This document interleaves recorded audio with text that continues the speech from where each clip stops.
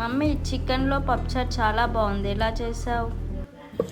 ఏం లేదు మమ్మీ, పప్పు రైస్ కుక్కర్లో 2 గ్లాసులు వేసుకొని మంచిగా వాటర్ పోసి కడుక్కొని 2 గ్లాసుల వాటర్ వేసుకొని అందులో కడిగిన మునక్కాయ ముక్కలు వేసుకొని 1 చెంచాడు పసుపు 1 చెంచాడు నూనె వేసుకొని రైస్ కుక్కర్ మూత పెట్టుకొని స్టవ్ ముట్టించుకొని కుక్కరు స్టవ్ పైన పెట్టి 3 విజిల్లు వచ్చేదాకా ఉంచాలి.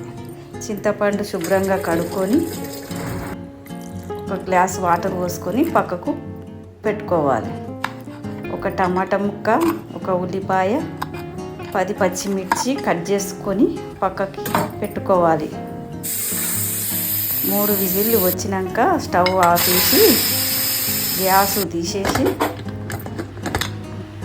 స్టవ్ మూత తీసి పప్పు గుత్తితోని పప్పును మెత్తగా రుబ్బుకోవాలి.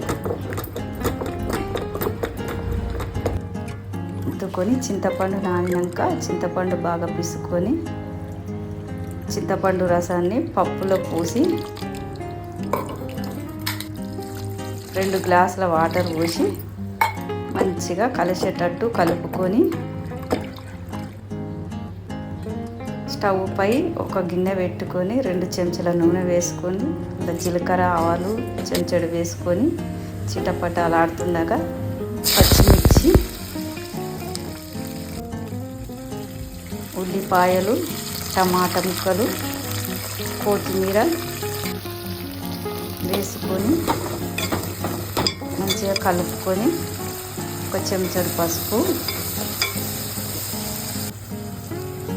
వేసుకొని తాలింపు చారులో పోసుకొని చారు మంచిగా కలిసేటట్టు కలుపుకొని స్టవ్ పై పెట్టుకొని తగినంత ఉప్పు వేసుకొని 10 నిమిషాలు మసిలేదాకా ఉంచి కిందికి దించుకోవాలి. అంతే, రుచికరమైన పప్పుచారు తయారు. ఓ అంతే, నా మమ్మీ చాలా బాగుంది. అయితే ఇలా మీరు కూడా ఒకసారి ట్రై చేసి చూడండి. ఓకే, వెయిట్ కొంచెం సబ్స్క్రైబ్ చేసుకొని వెళ్ళండి.